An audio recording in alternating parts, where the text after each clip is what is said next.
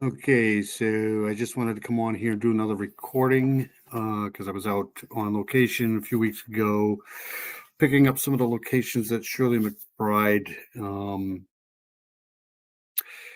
from Concord, New Hampshire. The locations, one on off the Old Turnpike Road in Concord, and then I went up to Union Street.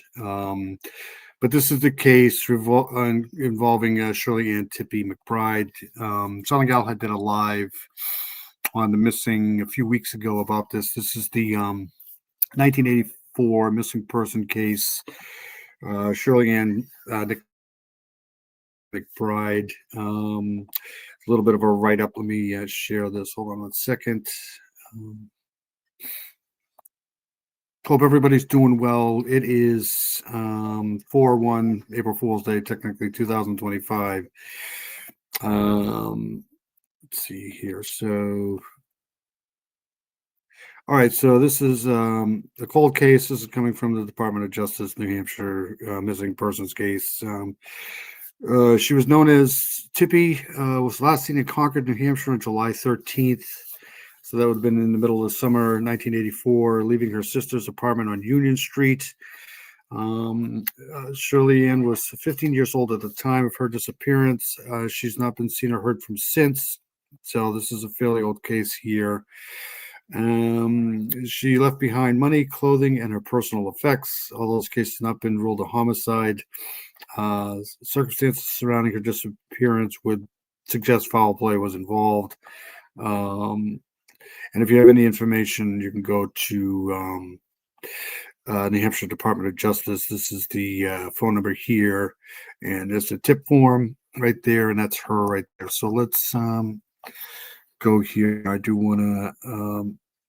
So the first location that I went to was apparently she was supposedly supposed to go to her boyfriend's work. So let's hold on a second. Let me play this here.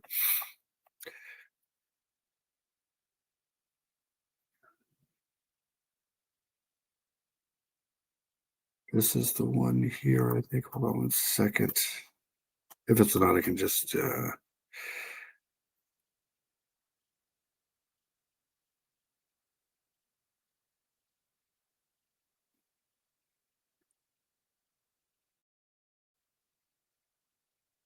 let's do this one here. Okay, so I just arrived. It's about 8 or 9 minutes to get here to Union Street in Concord, New Hampshire. So I was at. Okay, so this location here was on Union Street. It's about an 8-minute drive from Concord or Litho, where her boyfriend worked, to here. So this is where she would have left here. Concord Litho, and I just came here, so it's pretty far. She must got a ride there of some.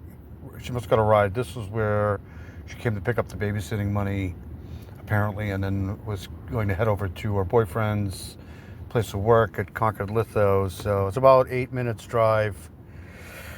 I don't know, probably be about a half an hour, at least 30-40 minutes walk, maybe. I don't know. Maybe she took a cab, who knows. But I'm here. I'm on the corner of Washington and Union Street. So that's it. So I'll see you guys on the live. Thanks. So let me remove this here. And then I'm going to go to the Charlie Project here, and then we'll play the other one.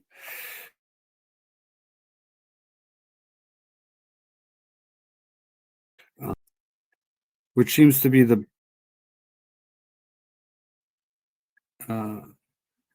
what's going on here. Okay, so here's the Charlie Project here. So missing since 7/13/1984, Concord, New Hampshire. Classification endangered missing. So they haven't really ruled this any type of homicide yet. Female, white, date of birth 4/5/1969. I don't know where this was done. She was 15 years old, 5'6", 110 pounds. So she's petite, lightweight summer clothes, brown hair, blue eyes. The inner edges of Shirley's upper front teeth are chipped. One of her feet turns slightly inward while she's walking. Uh, Shirley was last seen leaving her half sister's apartment on Union Street in Concord, 9:30 p.m., July 13th, 1984. She was planning to pick up some money a woman owed her for babysitting and then visit her 21-year-old boyfriend, which is weird. 21 and a 15-year-old. It's a little weird. And he worked at Concord Litho, which is the place we're going to go to next, which is on Old Turnpike Road near the Merrimack River. All right, so let's play that. If I have that, hold on a second. Pretty sure I do.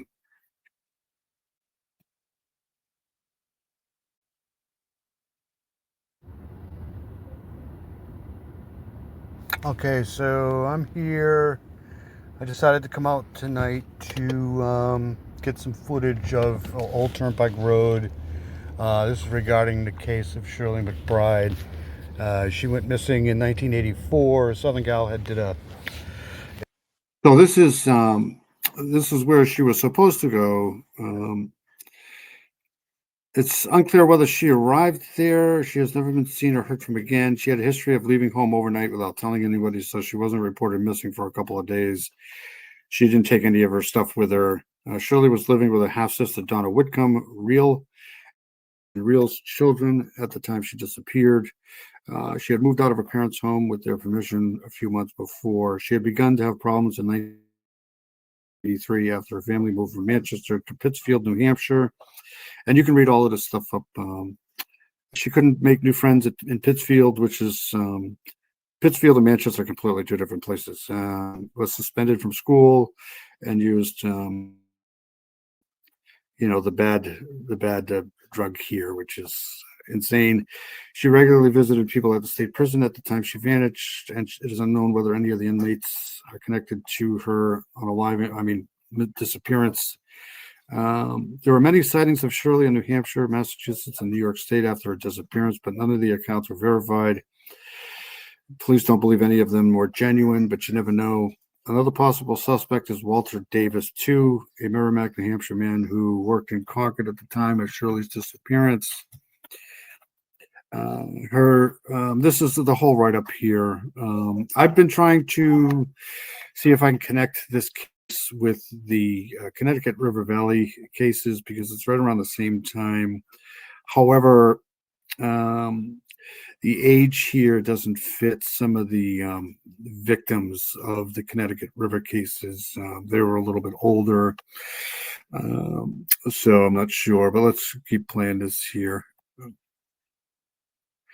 A missing persons case on one of her lives a couple of weeks ago, but I am right now, sitting at Concord Litho, which I don't think exists anymore, but this is the parking lot where it would have been. This is not Old Turnpike Road, but this is off Old Turnpike Road. I don't know exactly the name of the street here. But it says it's 92 Old Turnpike Road, Concord, New Hampshire, 0301, Concord Litho. So I'm here. So I'm going to pan around a little bit. I believe this is where her boyfriend worked. Let me pan around here so people can see. I'm just basically in a parking lot. This is kind of like a industrial park here. So I just wanted to come by and take a look at this here. And let's see here. I know she was supposed to pick up some babysitting money on Union Street. So I may head there next really quickly to see where that is. So I'm going to check out of here for now, but I just wanted to get some footage. This is a pretty populated road. The only difference is, this is a business kind of industrial park here. So I'll get out of here, and then I'm going to head over to Union Street and then take a little bit of footage there, and I'll get back to do the live later at 1 o'clock or so. It is 10:31 right now. Today is Saturday. I believe it's Okay, so I'll get rid of that there. So I won't be doing a live tonight. That was done. That was on a few weeks ago on a Saturday, so that's why. But I'll be doing a live Saturday night, early Sunday morning, our normal live. I'm going to try to get out to Derry, New Hampshire, to get some footage of that case by Coodcroft, off course there. And if I get out to Derry, New Hampshire, I'm going to try to swing by the Mindy West site over there and on Hughes Road, off of Hughes Road in Manchester, because it's kind of, I can get there quickly from Derry to do that. But we'll see. I'll keep everybody informed, but I'll see you guys. Hope everybody's well. Thanks for watching. I'm going to try, like I said, I'm going to try to get out and do a little bit more of these on-spot location type things, basically just for my mental stability here and try to these cases. But for now, that's it. Thank you everybody for watching. Hope everybody's well, and we'll see you all later. Thanks.